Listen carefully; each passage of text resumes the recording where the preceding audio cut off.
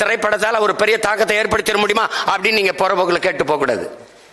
பூவை பூச்சோட வரும்போது நதியா வளையல், நதியா கொண்டை, நதியா சேலை, எத்தனை பேர் போட்டாங்க. என் தம்பி சேரன் எடுத்த ஆட்டோகிராஃப் அந்த படத்துல ஆனா அவனால ஒரு சேலையை கட்டியிருப்பாங்க அந்த கதாநாயகி, அந்த கோபிகா. எத்தனை பெண்கள் அதே மாதிரி அந்த வடிவத்தில் ஆனா அவனா கட்டிட்டு போனாங்க. தாக்கம் ஏற்படுத்தாதுன்னு நம்ம சாதாரணமா சொல்லிட முடியாது, அப்படியே சொல்லிட முடியாது. தேவர் மகன் ஒரு படம், அந்த படம் எதை சொல்ல வருது? படம் முழுக்க கதையெல்லாம் தூக்கி விட்டுரு, 2.5 மணி நேரத்தை விடு, 2 மணி நேரத்தை விடு. கடைசி தலையை வெட்டிடுறாரு அண்ணன் கமலஹாசன். நாசரன் தலையை வெட்டிடுறாரு, உருண்டு போச்சு. பெரிய அருவாளை தூக்கிட்டு வர்றாரு. சாதாரண இல்லை, குலதெய்வம் கோயிலில் வச்சிருக்க பெரிய அருவா, வீச்சு அருவா தூக்கிட்டு இப்படி வந்துக்கிட்டு இருப்பாரு. ஏற்ற மாதிரி பெரியத்தா போகுது. படத்தை மொத்தமாக கழிச்சு விட்டுரு. பெரியாத்தா போய்கிட்டு இருக்கும்போது அவரு அண்ணன் கமலஹாசன் உடம்புல ரத்தம், சட்டை எல்லாம் அப்படியே ரத்தம். இங்க ஓடி வந்த அந்த கிழவி பெரியாத்தா, ஐயோ நான் கொடுத்த பாலெல்லாம் ரத்தமா ஓடுதேன்ட்டான். இதை தாண்டி வன்முறையை வீழ்த்த ஒரு வார்த்தை கிடையாது. அவர் போகும்போது போங்கடா எத்தனை நாளைக்குடா அருவாகம் எடுத்து வெட்டிக்கிட்டே தெரியும், போங்கடா போய் காடுகரை உழுது புள்ளைங்கடா புள்ள குட்டியில படிக்க வைங்கடான்னு அவரா, அதுக்கு தனியா ஒன்றும் சிறப்பான பதிவுலாம் கிடையாது, அவரா பேசிட்டு போயிட்டே இருப்பார். இதுதான் படம். இந்த படம் என்ன பாதிச்சிச்சு அப்படின்னு கேட்காத. எங்க அப்பா பாரதி ராஜா கருத்தம்மா படத்துக்கு அப்படி ராத்திரி படப்பிடிப்பு, எல்லாம் கூட்டம் ஊரே கூடி படுது. 5-6 பேர் அருவாக்கம் படம் தும்முடு உள்ள ஓடிக்கிட்டு இருக்காங்க. கத்து ஓடுறான். ஓடும்போது எல்லாம் ஒரே சத்தமான எல்லாம் படப்பிடிப்பு இருந்தா எல்லாம் திரும்பி பார்க்குறாங்க. திரும்பி பார்க்கும்போது இவர் நிறுத்திட்டு, என்னங்க என்ன கூட்டம், என்ன இங்கே ஓடுறாங்களே, என்ன பண்ண? இந்த பக்கத்தூரில் ஒரு கலவரம் சண்டை, ஊருக்காரன் அருவாக்கம் படுத்து ஓடிக்கிட்டு இருக்கியான் அப்படின்னு. ஏன் நீங்கெல்லாம் போல அப்படின்னு. முன்னாடி பிடித்தான் தொட்டதுக்கெல்லாம் அருவாக்கம் தூக்கிட்டு ஓடினதான் நாங்களும் ஓடினதான். இந்த தேவர் மகன் ஒரு படம் வந்ததுக்கு அப்புறம் அதை பார்த்ததுக்கு அப்புறம் டப்புன்னு அருவாக்கம் எடுக்க கொஞ்சம் கூச்சமா இருக்கா இல்லையான்னு. அப்போ ஒரு கலைஞர், நீ சொன்னால என் தம்பி ஒருத்தனை மாத்தினா கூட அந்த படைப்பு வென்றுச்சுரா அப்படின்ட்டு. அதுதான் அந்த படம் என்ன சாதிச்சுன்ன பிறகு ஒரு ஊர்ல, அந்த ஒரு கிராமத்தில் அவர் ஒருத்தர் சொல்றாரு ஒரு பாதிப்பு ஏற்படுத்திருக்க. அப்போ ஒவ்வொரு கிராமத்தில் எத்தனை பேர் பாதிச்சிருக்குன்னு.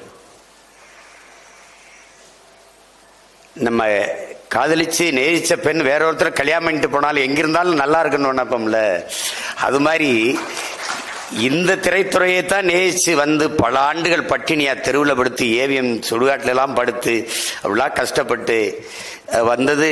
பல நாட்கள் பசியவே உணவா அருந்தி கொண்டு இப்படிலாம் இருந்தது இந்த திரைப்படத்தை துறையை நேசிச்சு தான். இப்ப என்னுடைய மனநிலை என் தம்பியில பார்க்கும்போது எப்படி இருக்குன்னா, நான் சாதிக்க நினைக்கிறத, நான் வாங்க நினைச்ச கப்பை என் தம்பியில் வாங்கும்போது அது ஒரு மகிழ்ச்சியா இருக்குது. அதுதான், அதனாலதான் என்னுடைய உணர்வை என் தம்பி எடுத்துட்டான். சரவணன் அவனை கொண்டாட தோணுது, கட்டி பிடிச்சுக்கிற தோணுது, அவ்வளவுதான். அதுதான் இது, அது மாதிரிதான் இது. எப்படின்னா, தம்பி படத்துல எங்க அப்பா மணிவண்ணனை ஒரு கதாபாத்திரமா நான் வச்சிருக்கேன். அது எல்லாருடைய மனச்சான்றுக்கு அது ஒரு உருவம். அது நீங்க படம் பார்த்தீங்கன்னா தெரியும். எப்ப பார்த்தாலும் இந்த மாதவன் கதாபாத்திரத்தை அதை தூர நின்று இப்படியே பார்த்துக்கிட்டே இருப்பார். எங்கே இருந்தாலும் எல்லா இடங்கள்லையும் அவர் யாரோ ஒற்ற நண்பருக்கு நம்மளை கொலை செய்ய திட்டமிடாமல் இருக்குன்னா அவரை ஒரு நண்பர்கள் சந்தேகப்பட்டு சுற்றி வளைக்கும் போது ஒரு பை வச்சிருப்பார். தோல் பை அது கொட்டினா பெரிய பெரிய புரட்சியாளர்கள் புத்தகங்கள்லாம் கிடக்கும். பார்த்து இது பண்ணும்போது நீங்க யாரியா அப்படின்னோன்னா அவன் தள்ளி போய் கலங்கி சொல்ல, நான் தான் நீ. அவங்களுக்கு ஒன்றும் புரியாது. ஏன்னா நான் தான் நீ என்ன இப்படி சொல்லிட்டு இருக்காரு. அப்படி நான் தான்டா. பேருந்துல போகும்போது பொண்ணுகள் கைப்பிடிச்சு இழுப்பான், இடிப்பான், அடிக்கணும்னு தோணும். ஆனா குடும்பமும் கோர்ட்டு குறுக்க வந்து நின்றும். எதுக்கு பிரச்சனைன்னு பேசாம இறங்கி போயிருவேன். எல்லாரும் போனா நானும் போனேன். ஆனா நீ போகலடா, நீ தட்டி கேட்டா ஏத்து கேட்ட, நான் தான்டா நீ. ஏன்னா நான் நினைக்கிறேன் நீ செய்யற, நான் நினைக்கிறேன் நீ செய்யற. அதே மாதிரி ஒருத்தன் பரிசு எடுத்துட்டு ஓடுவான், பணத்தை பறிச்சுட்டு ஓடுவான், தட்டி விரட்டி போய் பிடிக்கணும்னு தோணும். நமக்கு எதுக்கு பிரச்சனை, எல்லாரும் போனா நானும் போயிட்டேன். ஆனா நீ போகல. அப்ப நான் நினைக்கிறேன் நீ செய்யற, நான் தான்டா நீ. அப்ப என் உணர்வின் உருவமடா நீங்கிறான். அந்த கதாபாத்திரம் அப்படி அது செய்யும். இங்க எல்லாருக்குமே பிரச்சனை அதுதான், யாரு செய்யறதுங்கிறதான் பிரச்சனை. சுத்தம் சுகம் தரும்னு எல்லா சுகத்திலையும் எழுதியிருக்கு ராஜா, இறங்கி கூட்டுறதான் யாருன்னு தெரியல. இங்க பிரச்சனையே அதுதான். அதுல என் தம்பி பார்த்தான், இறங்கி கூட்டிட்டான். அதனால நாமெல்லாம் கூடி நின்று அவனை பாராட்டுறான். அவ்வளவுதான். இதுல தம்பி வந்தோடனே தம்பி பார்ப்பனர்கள் அது சொன்னோன்னா பயந்துட்டான். அப்படிலாம் கிடையாது. நான் போன விழாவில் கூட பாரதிய பாட்டேன்னு சொல்லிட்டு எல்லாம் பேசுறாங்க. அவன் யாருன்னு தெரியுமா உங்களுக்கு? ஏன் அவன் பாட்டேன்னு தெரியுமா? அவன் தெரியுமா? அவன்கிட்ட போய் சுப்பையா தாண்டா ஒரு பேரு. அவன் நம்மாலியா, அவன் பேரு சுப்பையா, பொண்டாட்டி பேரு செல்லம்மா. அவங்க அப்பா பேரு சின்னசாமி, அம்மா பேரு வள்ளி. இவன் பாண்டையா இருக்கலாம், இவன் ரங்கராஜா இருக்கலாம். அவன் எங்கால நம்ம பாட்டன் சுப்பையா. சுப்பையா எங்க சுப்பையா? நம்ம பிரம்மன் தலையிலிருந்து பிறந்தான், சத்திரியன் தோல்ல இருந்து பிறந்தான், வைசியன் தொடையில இருந்து பிறந்தான், சூத்திரன் காலில் இருந்து பிறந்தான். இந்த பஞ்சமன் ஒருத்தருக்கான அவன் எதுல இருந்து பிறந்தாங்கானோ இவங்க கேட்க அவர் உடனே எந்திரிச்சு அவன் ஒருத்தன் தான் ஆத்தாளுக்கு அப்பனுக்கும் பிறந்தாண்டு போயிட்டான். இப்ப தெரியுதா ஏன் பாரதி என் பாட்டேன்னு? இதனாலதான் என் பாட்டேன்.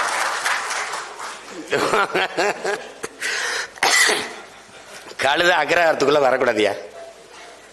கழுதையை தூக்கிட்டு பாட்டு பாடிட்டு வந்துட்டாங்க. கனகலிங்கனும் பறையனை கூப்பிட்டாங்க. இந்த வேட குளிரா இந்த பூணூலை போடுற, இன்னையில இருந்து நீ ஐயன்டா போட. யாரா போட்டது? அங்க சுப்பிரமணிய பாரதி போட்டான் பூணூல் போய் சொல்ற. அதனாலதான்டா நம்ம பாட்டை பாரதிய கொண்டாடாத தமிழ் சமூகம் விளங்காதரா, விளங்காது, உருப்படாது. இவன் கைவிட்டுருவான். இவன் பாரதாசனை கைவிட்டான். ஏன்? வென்று வருவான் திராவிட காலைன்னு பாடும்போது எங்காலு அப்படி எங்காலு. ஆனா திருப்பி நறுக்குவோம் பகையின் வேர் சிறுத்தை பெருங்கூட்டம் நாம் தமிழர் நாம் தமிழர் என்று முரசரை வாங்கிட்டான். அதோட விட்டான். அதோட கதை கந்தலாயிடுச்சு. அவர் எதிரி ஆயிட்டாரு. அப்படித்தான் பாரதி. இவ்வளவு விதா இருந்தா சொல்லி பாருங்க. சாதிய எண்ணம் கொண்டவன் அரசியலுக்கு வந்தால் நாடு நாசமாகி விடுங்கிற. சாதிய சிந்தனை கொண்டவன் இறைவனை வழிபடவே அருகதையற்றவன். உண்கிறகை உயர்ந்தது உழைக்கிறகை தாழ்ந்தது என்கிற எண்ணம் எவருக்கும் வரக்கூடாது. இறைவனுக்கு முன்பு இரு கரமும் இணைத்துத்தான் வணங்குகிறோம். அப்படி எல்லாரும் சமம் என்கிற எண்ணம் எல்லாருக்கும் வரணுங்கிறார். இவர் தான் இன்னைக்கு சாதிய குறியீடு அணிகிறார். சாதி ஒழித்தல் ஒன்று அப்படின்னு பண்ணல. கடவுள் வரி சமய வரி கண்ணல் நிகர் தமிழுக்கு நோய் நோய் நோயே இடை வந்த சாதி எனும் இடர் ஒளிந்தால் ஆள்வதனம் தாய் தாய் தாயங்கிறான். தமிழ் தாய் ஆளுமுங்கிறான். அவன் தான் இன்னைக்கு முதலியார் சங்கத்தில் குறியீடா இருக்கான் பாரதிதாசன். என்ன சொல்ற இது கால இதுல கொடுமைப்பா. தமிழனின் மானம் கப்பல் எறியக்கூடாதுன்னு கப்பல் ஓட்டிய தமிழன் மண்ணின் விடுதலைக்கு மாடு கூட இழுக்க திணறுகிற செக்க இழுத்த வீர மரவண்ணன் பாட்டன் வாவு சிதம்பரனார் செத்தான். ஜெயிலிருந்து வெளியில வந்தான். ஒற்றை மகனா வரவேற்க ஒருத்தனமில்ல உயிர் நண்பன் சுப்பிரமணிய சிவாவை தவிர. ஆனா இன்னைக்கு ஜெயிலிருந்து வரும்போது எத்தனை ஆயிரம் பட்டாசுகள், எவ்வளவு மாலைகள், எவ்வளவு வெடிப்புகள். இங்க செக்கிழுத்தவன் தியாகி இல்லை, தூக்குல தொங்கினவன் தியாகி இல்லை. எனக்கெல்லாம் அவங்கெல்லாம் இப்ப என் பாட்டையெல்லாம் கண்ணில் பட்டா நானே அடிச்சு கொண்டு வருவேன். உன்னை யாரு உன்னை இதுல இந்த நிலைமைக்கு எங்களை தள்ளிவிடவா நீ போராடி சுதந்திரம் மட்டும் கொடுத்தா? நீ தூக்குல தொங்குன எதுக்குது இவ்வளவு? இந்த ஜனநாயகம் இந்த விடுதலைக்கா நாங்க இவ்வளவு பாடுபட்டீங்க. நீங்க எப்படி இருக்கு பாருங்க. இன்னைக்கு அன்னை இவ்வளவுதான் செய்ய முடிகிற நிலைமையில் இருக்கேன். ஆனால் இப்படியே இருக்காது. நான் ஒரு நாள் மாறும். தமிழ்நாடு அரசு திரைப்படம் தயாரிக்கும் NBC மாதிரி தமிழ்நாடு திரைப்பட வளர்ச்சி கழகம் வச்சு தமிழ்நாடு அரசு தயாரிக்கும். எனக்கு மன வலி இருக்குது. நான் அதிகாரத்தில் இருந்தேன்னா எங்க அப்பா பால்மேந்திராவையும் அப்பா மகேந்திரனை இப்படி சாக விட்டுருக்க மாட்டேன். நான் விளையாட்டு வீரர்கள்லாம் தத்தெடுத்து நிறைய காசு கொடுக்குற மாதிரி ஒரு விருதை வென்று வந்தா அள்ளி கொட்டு கொடுப்போம். பத்திரிகையாளருக்கு தனி வீடு கொடுக்குற மாதிரி படைப்பாளிகளுக்கு தனி வீடு, அவர்களுக்கு வாகனம், அவர்களுக்கு எரிபொருள் எல்லாம் கொடுத்துருவோம். வேலை சசிகுமார் தத்தெடுக்கப்பட்டாரு, செந்தில் தம்பி பாலாசி சக்தியில் எடுக்கப்பட்டாரு, இந்த ராஜமுருகன் சார் நல்ல படைப்பாளி. பாப்பா ஒரு குழு இருக்கும், கதையை தேர்வு நல்லா இருக்கு கதை தயாரி. என்னங்க அரசு சினிமா எடுக்கிறதானே? அரசு சாராய் வைக்கும் போது அரசு சினிமா எடுக்கூடாதாடா? கலை கலை நானே எடுக்கிறேன். என் படத்தை எடு, நீ இரியா படத்தை கொடுத்துட்டு போய, நான் வெளியிடுறேன், உலக படவிழாவை கொண்டு போறேன். அன்னைக்கு யாரா சிறந்த நட்சத்திரம்? நீ தமிழ்நாட்டின் தூதுவன், நீதான் முகவர், வா உனக்கு இந்த சம்பளம். போய் நம்ம பிள்ளைகள் கொண்டு வர படத்தை ரெப்ரசன்ட் பண்ணி அதை எடுத்து பேசி உலக மக்கள்கிட்ட கொண்டு போ உனக்கு சம்பளம். தம்பி சசிக்கு இந்த படம் என் தம்பி ராஜமுருகன் சொன்ன மாதிரி மிக முக்கியமான படம். அவன் படத்திலே சமீபத்தில் நடித்த 3 படங்களை நான் பாராட்டினேன். 1 அயோத்தி, 2வது கருடன். இந்த கருடன்ல என் தம்பி சரவணன் ராத்திரியில் எடுத்து பேசினேன். அவன் நினைப்பேன் அண்ணன் தூங்கியிருப்பாருன்னு, நான் நினைப்பேன் தம்பிக்கு போடுமா தூங்கியிருப்பானான்ட்டு.